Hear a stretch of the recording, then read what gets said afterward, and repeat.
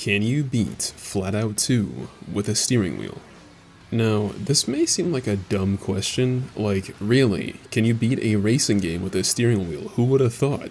But Flatout 2 isn't like a traditional racing game.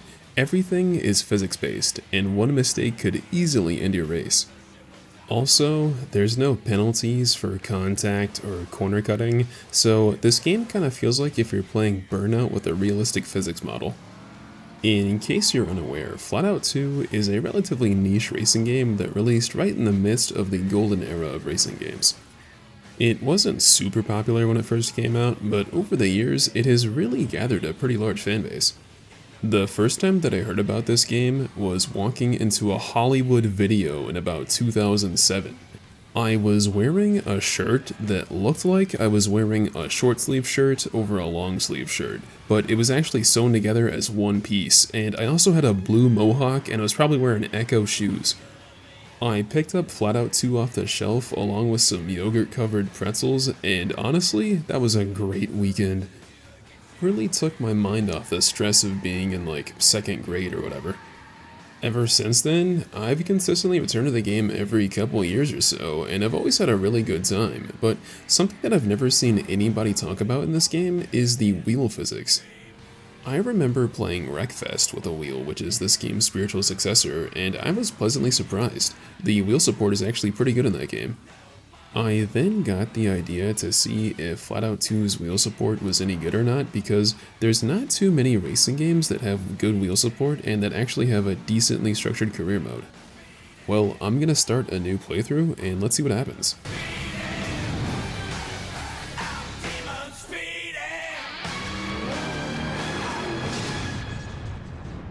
So first things first, I gotta pick a player name, and after much deliberation, I decided to go with straight Buster. Still a buster. He can't stop me, you buster, Carl! You then can pick your gender, and I think the pretty obvious choice is to go female for the weight reduction, and on top of that, we can also channel our inner Danica Patrick, so this is going to be our best bet. So right before we start the game, we have to pick our starter car, and man, this is a pretty accurate depiction of what it's like to buy a used car nowadays. When I was a kid, I always picked the Malice, but the older I get, the more I realize that Chili is the only real option. And before you know it, we're actually out on the track for the first time, and right off the bat, I have a major problem. The game honestly has some pretty good forced feedback, and it also supports 900-degree rotation.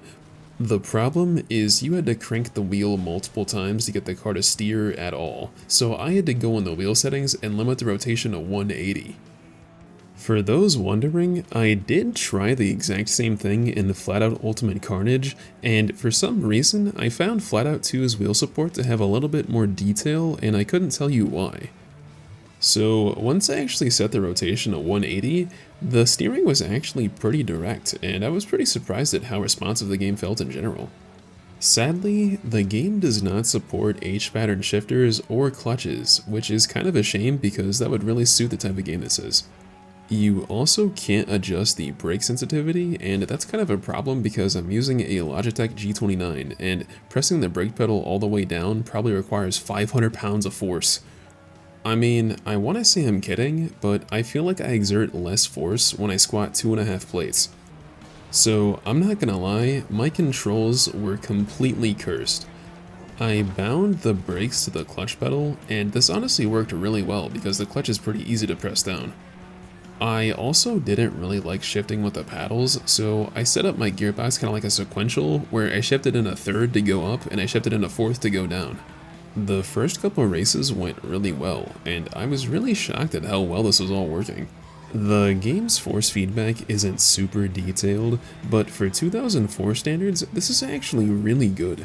There is a super huge distinction between being on tarmac and being on dirt, and it's almost jarring when you're going between the two surfaces rapidly.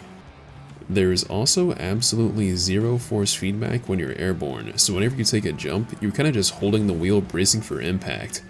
The force feedback is also different between each car in the game, so a muscle car might have some pretty heavy steering, while some of the tuner cars might be a bit lighter.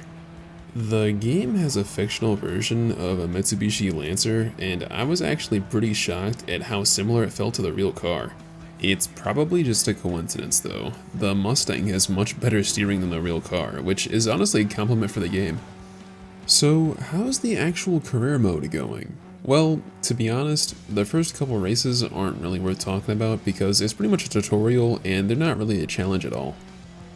For once, this was actually pretty useful because I got to see how the car reacted on dirt, tarmac, over jumps, and whenever I crashed into stuff. The Chili itself is pretty boring to drive. Even though it's a rear-engine car, it feels pretty tame and it's not really any challenge to keep it on the road. I mean, it was doing well in all the races, don't get me wrong, but it felt kinda boring to drive. I then did the first derby, and I don't know if it was a placebo or not, but I felt like the car being rear engine actually helped me being able to ramp stuff more. Don't get me wrong though, it was still a pretty big challenge with the car. Even though my car was on fire, I had a standoff with an SUV and actually ended up winning the derby. He blew himself up, and honestly, this was a godsend because I was missing a wheel. At this point, I had unlocked the next batch of vehicles, and I was growing pretty tired of the Chili at this point. It was really boring to drive, and I wanted something with a bit more spice. I looked at my options, and I bought the Shaker, which is a rear-wheel drive muscle car, but this has to be the worst conditioned vehicle in the game. The whole car is just mangled from stock. It was a pretty big blessing in disguise though, because you couldn't really tell if people hit your car or not. If you're going around a track, I'm not sure if it's any faster than the Chili, but it was way more entertaining to drive. If you downshift out of a corner, it can get the tail to kick out, and the car just felt a lot more dynamic in general. It was also probably about twice as heavy, so collisions were much less of an issue. By now, the tutorial training wheels are off, and the AI are much more aggressive and they're a lot faster too. At this point, the novelty of using a wheel kinda wore off, and I felt like I was genuinely just playing the game like I was intended to. That's just the beginning of the game though. I know that cars later in the game have more than double the top speed of the Chili, so things are about to pick up really quickly. I was smashing out races left and right, and I was actually having a really good time. I was getting confident too. I was hitting people, I was going over jumps, I was taking risky shortcuts, doing anything to shave off a little bit of time. I also did a derby in the new car, and it ended much the same way as the Chili. Despite the weight, I suppose it made me a target, and I ended the derby missing one wheel and on fire once again.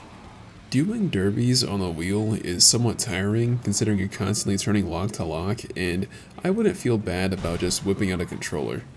The game also doesn't tell you what gear you're in when you're in a derby, and I guess you get used to it over time, but it's still pretty annoying. Well, I took a break after this, and I also looked at the Steam Workshop. Yeah, this game got official mod support a couple years ago. Pretty cool for a 20-year-old game. Somebody made a mod that actually adds a functional first-person camera to the game, and this is perfect for what I'm trying to do. Honestly, it feels like it was built right into the game, and it feels a lot better than the vanilla solution. I also upgraded the car, and it was actually feeling somewhat quick at this point, at least compared to what I've been driving. The sense of speed is actually great, especially in first person. It really feels like you're whizzing through the map, but it's pretty funny when you realize that the car you're driving is probably slower than the car you have in real life. I kept grinding the derby events, and before I knew it, I was at the last championship, and it didn't give me too much trouble. Honestly, there wasn't too much to say about the derby races. It just felt like a good precursor to get me used to the wheel physics in the game. I think the real challenge started in the next class of vehicles, and everything feels a lot more professional here. I mean, all the cars in this class have things like a windshield, and windows, and straight body panels, and a paint job. You also race on more city courses instead of just back roads and alleys. I looked at the cars I could buy, and I ended up buying the Boxer. The CTR, which is kind of like an old CRX, was pretty fun to drive, but it was really slow, and I was kind of sick of being beaten around in the Chili. So I looked at the other car, which was the Mad Rash, and that car felt way too slow, so I ended up in the Boxer. There's also a pickup truck, but I'm good. The first race in the Boxer takes place on one of my favorite tracks in the game, and this is the first time that you see it. I thought the Boxer felt pretty good in general, but it didn't feel that much faster than the Shaker, to be honest. It did feel a lot more stable and a lot easier to drive, but that was kind of a negative, to be honest. I thought the Shaker was already pretty easy to control. Luckily, some more horsepower woke up the Boxer a little bit later. This was really the first time where I started feeling taxed using a wheel in the game. The cars at this point were decently quick, and you had to have a pretty good reaction time because the other AI felt like they were trying to hit you a lot more often. You also notice Sophia Martinez and Jack Benson are your main nemesis at this point, and they're always right behind you no matter what you do. I'm not gonna lie, if Sophia keeps becoming a problem like this, I'm gonna have to call ICE. I also got kinda sick of looking at Jack Benton's smug face, so I got him a suitable replacement. I feel like the second class of Flatout 2 is always when the game really started getting fun, and that's doubly so on a wheel. The game really feels like it's stepping into its own at this point. When I'm having a close race with somebody, and my car steps out and I have to control the oversteer, and I barely win by the skin of my teeth, it's honestly a great experience. While the driving physics aren't perfect, they become sort of second nature after a while. My only real problem is the mandatory traction control. Every car will cut power whenever you're going into a corner and applying a little bit of throttle, and this makes sure you don't spin out, but this really kills your momentum in some of the dirt tracks. This also means that you rarely spin out, and I found myself being much more ballsy than I would have otherwise. For the type of game that Flatout 2 is, I'm not really upset, but if you're used to playing PC sims like Assetto Corsa, it can be infuriating. I just don't like TC in general. I've had 2 cars without them, and I've never really thought it was a problem. I also did the Figure 8 special event track, and this is actually a lot of fun. On a controller, I actually think this event is relatively boring, but doing it on a wheel, going around the banked corners, is honestly a ton of fun. I started remembering some of the layouts for the tracks, and I got really confident with the car. I felt like I could actually put down some pretty good hot laps. I was actually somewhat consistent with my lap times, and I think this is a really good sign for the wheel support in this game. It really didn't feel like a gimmick at this point. It feels like you really could just play the game like this. So, races in the second tier were generally going pretty well, but the more races I did, I actually started struggling, and I actually lost a couple races. The other opponents were right behind me, and I really had to focus on hitting racing lines in order to actually get away from them. The AI's cars feel like they would catch me on the straights, but I would barely get away in the corners, and this was a constant struggle throughout the entire lap. I was finally able to get my revenge, and I wrecked Sophia's car completely. Benjamin Netanyahu! Detonate this truck immediately! Once I finished the race, I unlocked the next batch of vehicles and I decided to try them all out. The Lancia, which is a 280ZX, actually was pretty fun to drive, but the top speed felt really lackluster. I then tried the Fortune, and I liked this car a lot. The problem is, I'm not really sure why it was front-wheel drive, and I could really feel the understeer. I then tried the Daytona, and I could tell right away, this is probably going to be my pick. It had the highest top speed out of the bunch, and I really liked the handling model on it too. The problem is this car is still a 4-speed, and that's pretty annoying. Every car I've had up to this point has only had 4 years. I then dump about another $20,000 upgrading the car, and this thing was really a rocket ship. It was pretty unstable and sketchy in general, to be honest, but man, when you got it right, it was really satisfying to drive.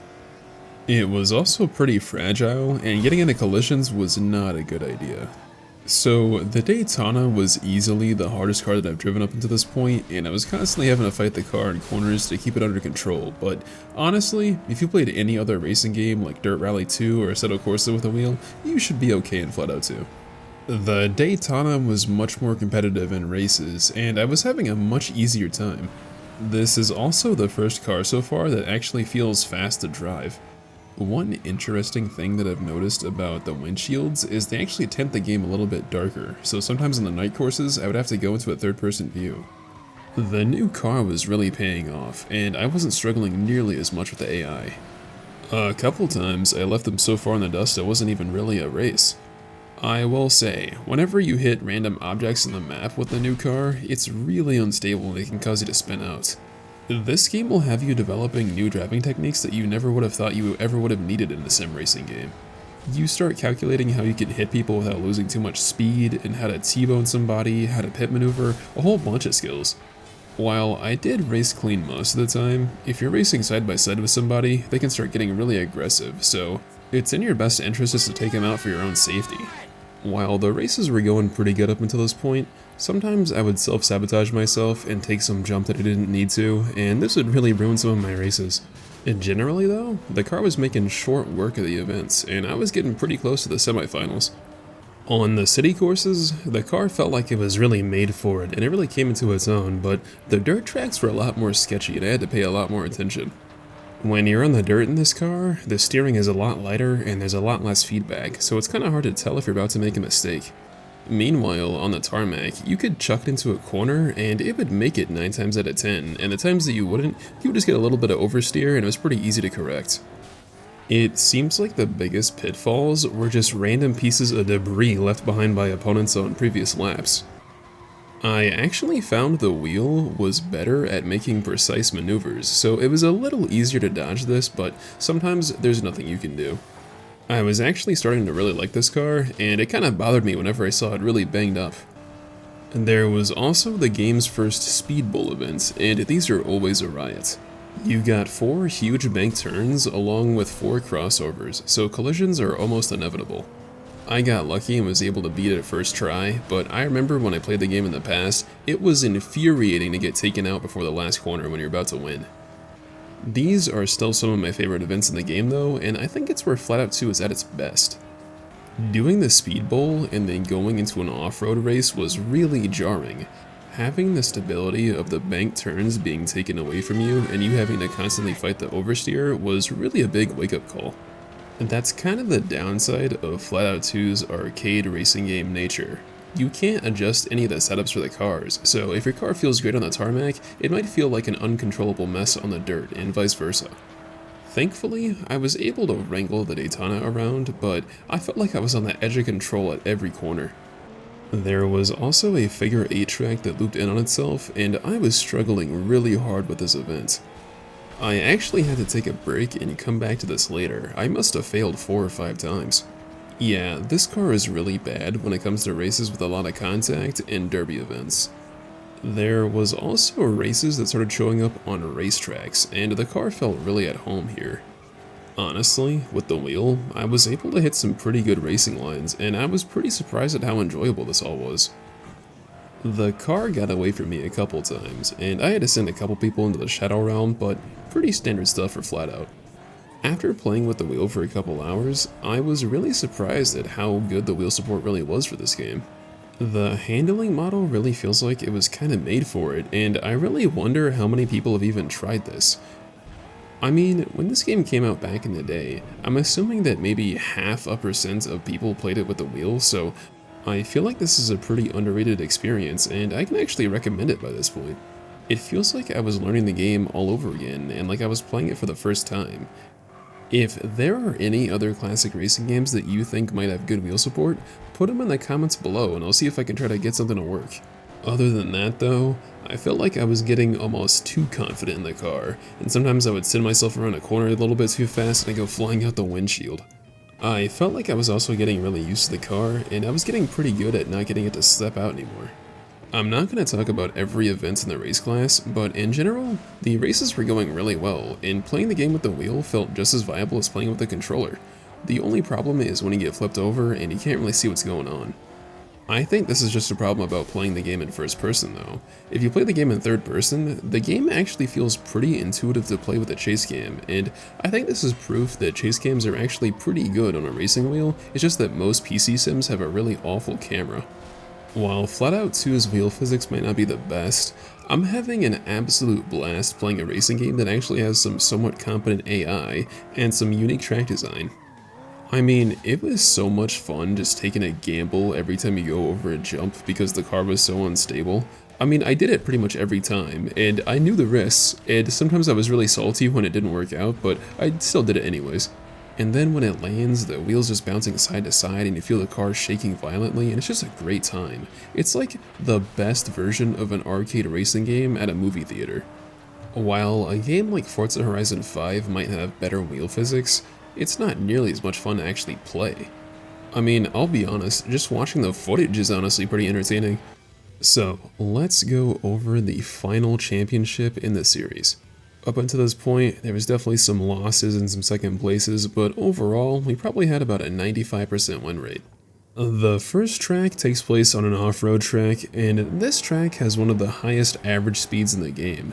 Pretty much all the turns are sweepers or right-handers, and there's not really any acute corners, so you're just carrying a bunch of speed all the time, especially on the main straight. The next race was also off-road, and this course was a little bit more technical, but it was mostly the same story as the first race. The game gives you a little reprieve at the start-finish straight with some actual tarmac, but this actually threw me off my first lap and I crashed the car. Like I said earlier, going from dirt to tarmac suddenly can really affect how your car handles, and I wasn't ready for it.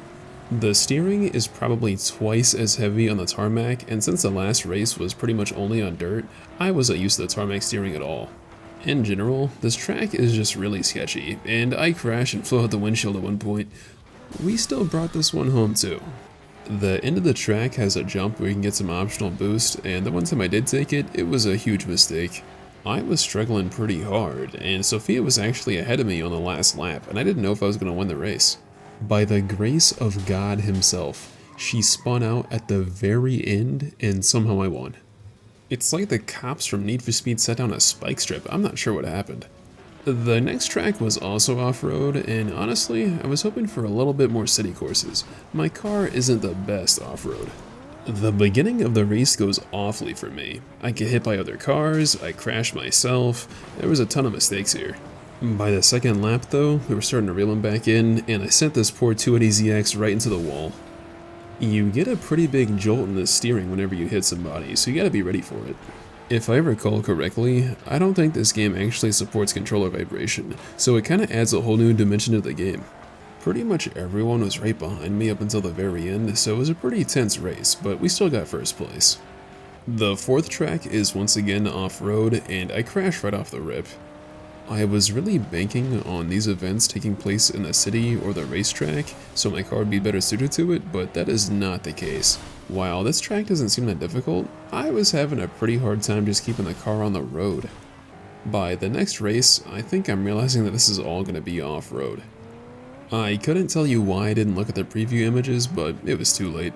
So, by the last race, I'm pretty confident, and I don't think there's any way for me to lose a championship, so I'm driving like an absolute maniac. This strategy mostly plays off, but Sally actually keeps up with me, and I have to send her to the Shadow Realm too.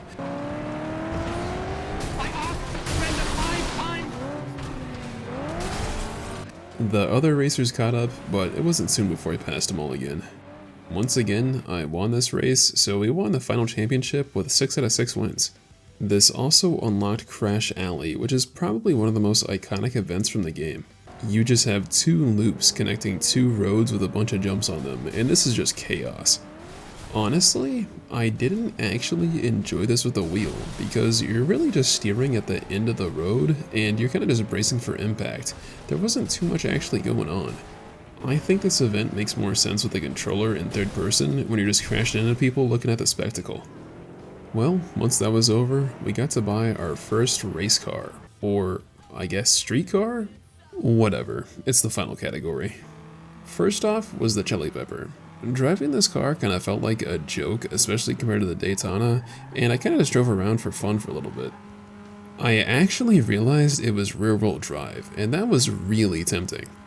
There was also the Scorpion, but it felt a lot more tame than the Daytona, and it felt like kind of a downgrade. It wasn't as sketchy, it didn't accelerate as violently, and it just didn't have as much character in general. There was also the Sparrowhawk, which I thought was probably the best option, but there was another car that caught my eye and I could not resist. There was the Insetta Sport, which looked like a Mitsubishi Lancer that was riced out, and this was too good not to pass up. It was definitely slower than the Sparrowhawk, but it felt like it handled a lot better, but sadly it was front-wheel drive and not all-wheel drive. Well, considering I actually own a Lancer, I think I have to do it. I bought it and immediately dumped about 35k into it, and I was really hoping this would be enough. I took it out onto the first race, which was actually on a racetrack. I'll be honest, it was a little weird hearing a 4-cylinder, and it felt almost anachronistic with the game. I just think it was weird driving this after driving a pretty stout V8 American rear-wheel drive car. I was actually enjoying the car though. It finally had a 5-speed transmission, and I could really wring out through the gears. It also had a pretty high redline, and it felt nice to drive a car that I could actually shift more than 2 or 3 times in a straightaway. Somehow, the top speed was actually lower than the Daytona though, and this would actually become to be a bigger problem throughout later in the series. On tracks that favor handling like the actual circuits in the game, the car was really good, but on tracks that really favor top speed, the car really suffered.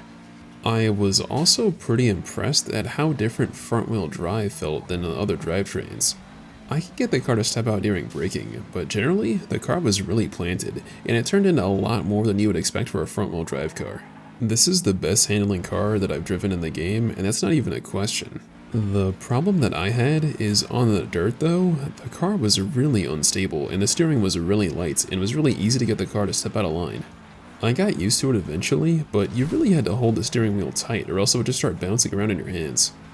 It's been prevalent throughout all the cars in the game up until this point, but it's really prevalent in the front-wheel drive ones. I was getting pretty annoyed by the top speed, and I was kind of rushing through the events trying to get a faster car. I was kind of sick of being left behind. The car handled great, but it was kind of frustrating when you see someone else just driving away from you on a straight. I also feel like this car's visibility is significantly worse than every other car in the game up to this point. It really exemplifies the problems of A-pillars being too large after 2000. I got used to it, but having a roll cage didn't help either. It was kinda hard to see out of this thing. While I did like the car, I was itching to get something with a higher top speed. I unlocked an event that was a big open speedway, and I tried this probably 5 or 6 times, and I just couldn't win. The car just doesn't have enough top speed to keep up. I couldn't do any better than second place, and that was only because everyone had a massive accident multiple times. In regular races, the car was good enough, but it honestly stung not being able to complete this. Well, I did enough races to finally unlock the next tier of vehicle, and I looked through the options. The Speed Devil felt pretty cool, but the other 2 alternatives felt like a joke to be honest, but there was one real obvious answer. There was the Road King, which was based on the 2005 Mustang GT, which would have been brand new when this game came out. Holy crap, I'm old. Most of the cars are 60s and 80s classic cars, so seeing a contemporary car in the game is almost a special event. The Road King honestly handled terribly, and it was a huge handful to drive. I loved it. Because I like it. Hell, I love it. I'm saying, I'm just itching. I'm itching to do it again. And you think what? You think you're gonna send me to a nut house? Some doctor, they're gonna get me to stop from doing what I want to do? Well, that ain't happening. It kinda had a slow, lazy, predictable oversteer that was pretty easy to control, but once it started sliding, it was hard to get it to stop. After buying it and seeing that I didn't have enough money to fully upgrade it, I decided to double down and go with Speed and power. Speed. It felt even more unstable in the corners, but we could go over 300 kilometers an hour in this thing. I immediately took it to the Speedway event that we lost earlier and got my revenge. We got it first try. It was pretty action-packed too. I was smashing cars, smashing the walls. It was kinda hard to keep the car in a straight line. A Demon Speeding from Rob Zombie was playing, and whenever I hear this song, this is always what pops into my head. This game just has a great soundtrack in general, and it's really memorable. I would even listen to it outside the game. I also got the other Speedway events, and this was pretty much the same thing. It was a pretty done deal. Next up, I did the first proper race in the car, and I was really questioning my choices. When the car is off-road, the steering is scarily light, and there's not any feedback that you feel through the wheel. The car was also incredibly oversteer prone, so it was really just steering based off of vibes. I was honestly scared of the car, and every corner felt like it could be my last. If you don't have experience drifting a real car or playing Dirt Rally or something that involves a lot of oversteer correction, I don't think you could drive this car with the wheel, to be honest. I was struggling, but somehow I got a relatively clean race. The rest of the championship was much the same way. I was barely able to get around the tracks, and the final race in the series almost pushed my limits. This last race in the desert is honestly one of the hardest tracks in the game normally, and driving a car like this makes it 10 times harder. There's a bunch of high-speed sweeping corners, and I was constantly oversteering the entire time, doing constant steering corrections throughout the entire track. The only time I caught a break was taking a jump, and when I landed, the problem was even worse. I barely won after spinning out, and I learned my lesson. I finally bought some handling upgrades. The next race was on tarmac, but despite this, I could tell the car was way more competent. It felt like I could actually trust the car now. The car still understeered like a pig, and it was still sketchy upon landings and stuff like that, but at least I could trust the car to go around a corner. You know, the car might not actually handle that bad, it's just that I'm going 90 miles an hour faster than everything else, so it feels a lot worse in comparison. So, the thing is, I was pretty far ahead of the opponents, and I was winning races pretty easily, but every race felt like a gamble, and I'm not sure how I won any of them. I mean, it's like pretty much every single corner, I would go into it, downshift twice, start drifting, control it, and mash my way out of it, and it would work, but every time I felt like I could spin out. Sally also drives the same car as you, and she constantly wrecks her car, and I honestly don't blame her. The thing is though, when you're actually on a straight and you use the nitrous and you start hitting almost 200 miles an hour, it's almost euphoric. It's a pretty weird feeling coming back to the tracks that you raced at the beginning of the game, but you're going double the speed. It's like coming to an area you haven't been to since you were a kid. It feels a lot tighter and more claustrophobic than you remember. In general though, I was winning races pretty easily. The problem was just trying to get the car to the finish line in one piece. The car is not nearly as tough as it looks, and it's actually pretty fragile. And driving this car is honestly a workout, and it's definitely not for the faint of heart. Sometimes I would get done playing, and I'd get up, and I'm super stiff and sore, and I wasn't really sure why. Well, I know why, because I was tensed up from this thing. Well, I think I can really sum up what it's like to drive this car by going over the semi-final. The first race is on one of my favorite tracks in the city. If this championship was off-road, this would have been significantly harder. Luckily, this track really suits my car, so this was a pretty easy race. It was honestly really fun to sling on the car around the track. It's nothing but long straightaways and sweeping corners, and this is exactly what my car needs.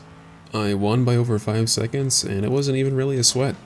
The next track is also pretty focused on top speed too, but it's a lot more sketchy with a lot more tight corners. There's also just way more debris and props around, and going through this track is almost a minefield.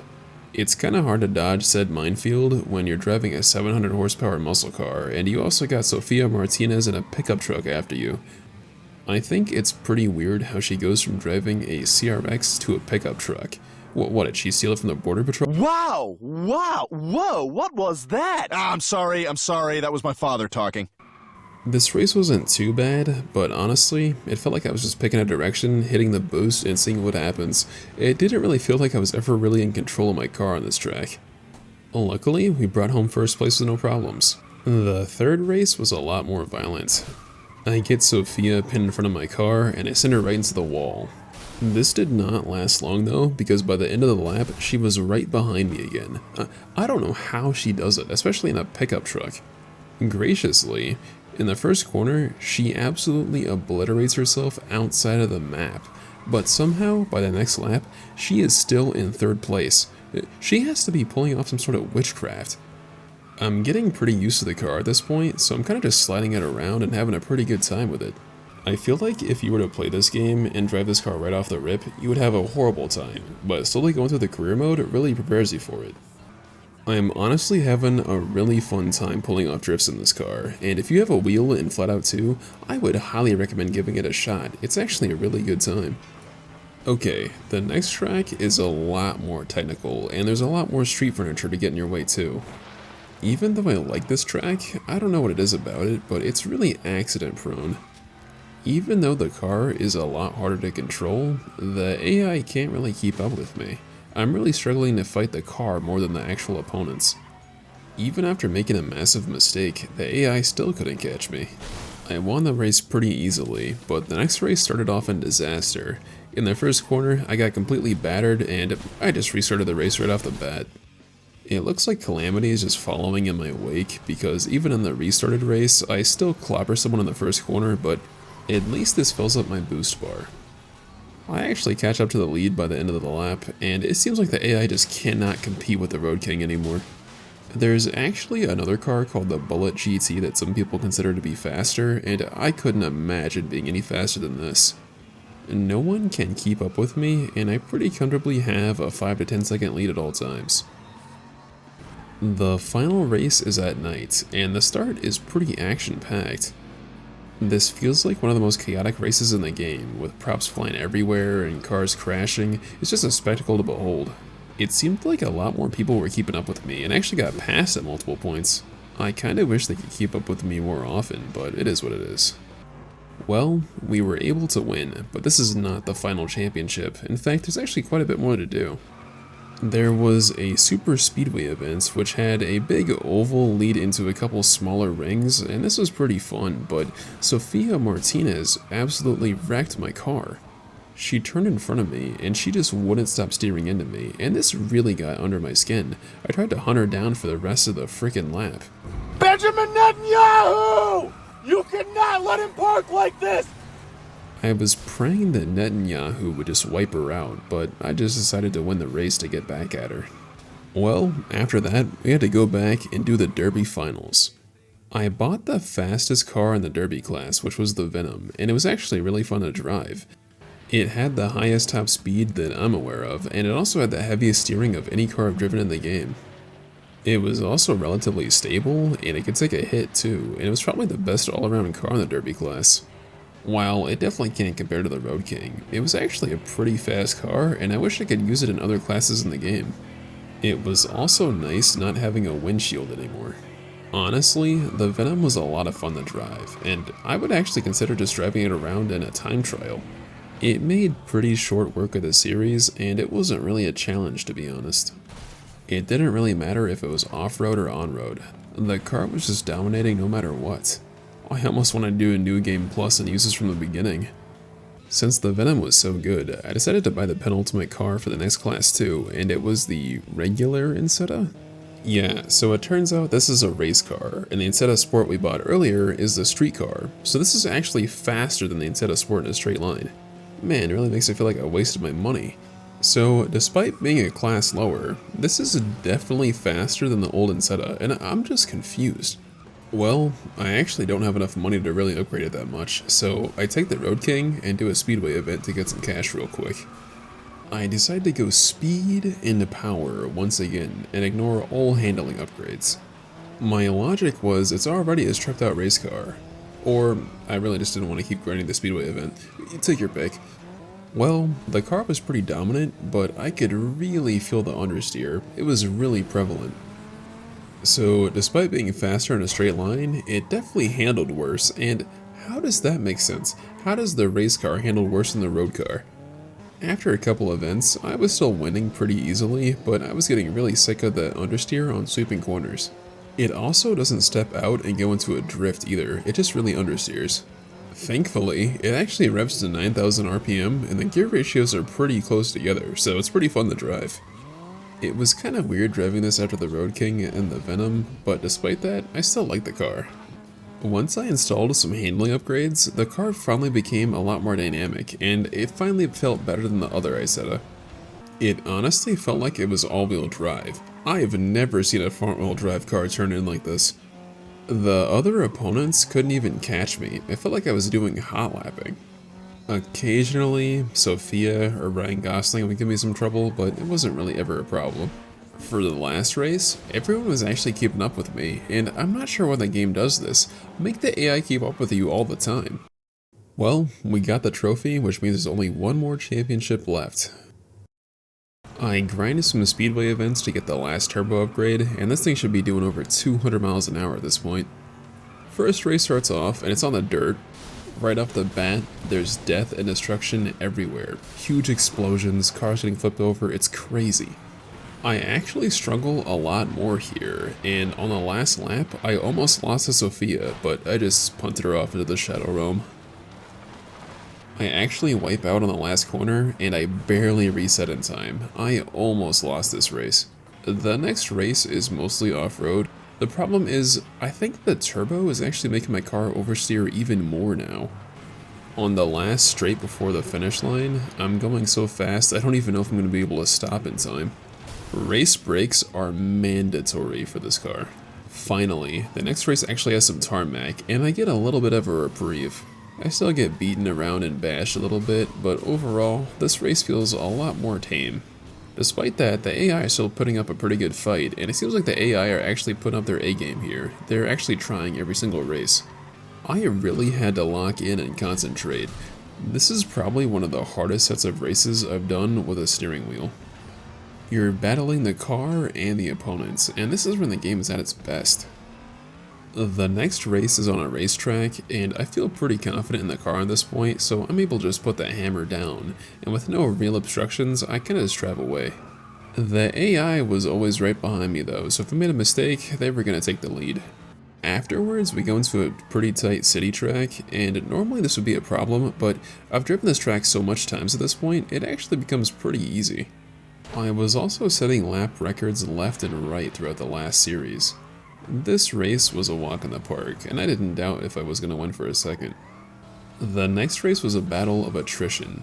I kept making dumb mistakes, and I kept crashing at multiple points too.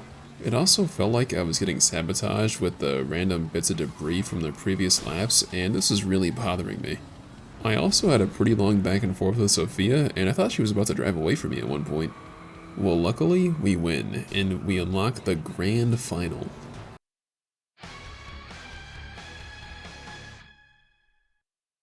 I'm just gonna spoil it right now. That grand final kinda sucks.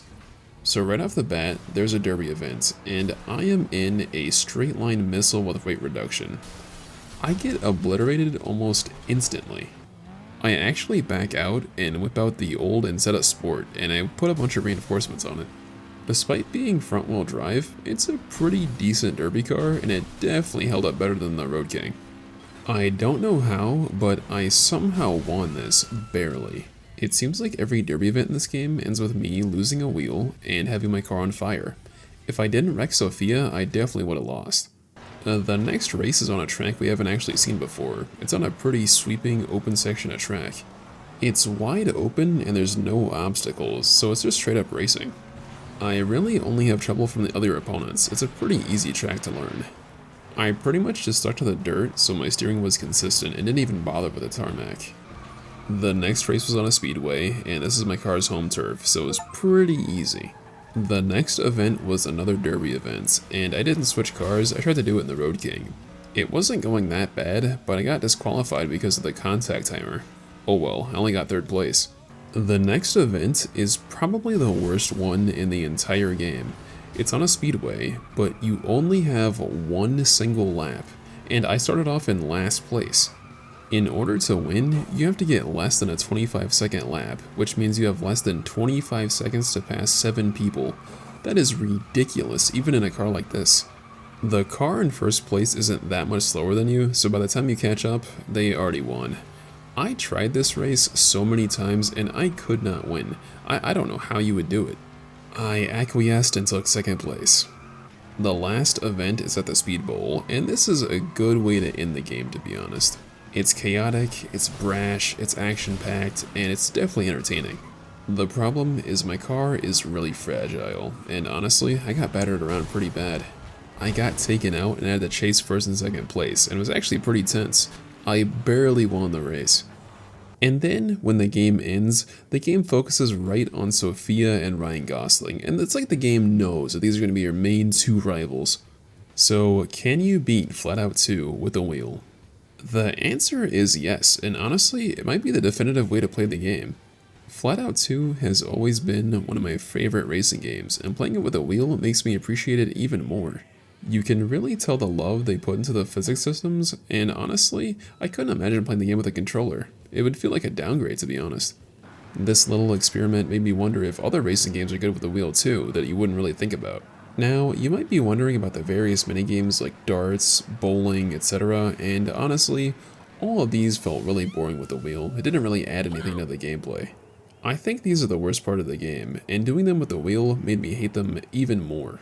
I mean, I will admit, me and my brother had some pretty good fun doing split screen with the minigames, but I think we were laughing at the game rather than with it. Overall, I can highly recommend playing Flatout 2 with the wheel. If there are any other games you think would have good wheel support, put them in the comments below, and if you want to watch another video, YouTube thinks you'll like this one the most.